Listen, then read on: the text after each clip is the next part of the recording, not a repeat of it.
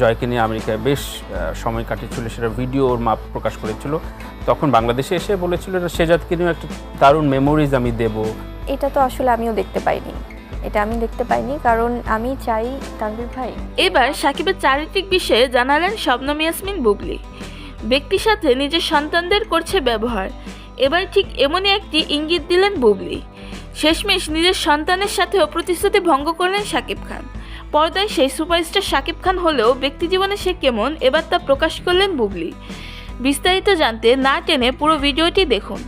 Superstar Shakib Khan তার 25 বছরের ক্যারিয়ারে সব বাধা বিপত্তি পেরিয়ে সফলতা অর্জন করেছে, কিন্তু তার ব্যক্তিজীবনে অপূর্ণতা রয়েই গেছে। বিশেষ করে তার দ্বিতীয় স্ত্রী বুবলি রয়েছে তার প্রতি অনেক অভিযোগ। সাকিবের কাছ থেকে স্ত্রীর অধিকার পাননি বুবলি, এই ক্ষোভটি তার অভিযোগে স্পষ্ট ফুটে উঠেছে।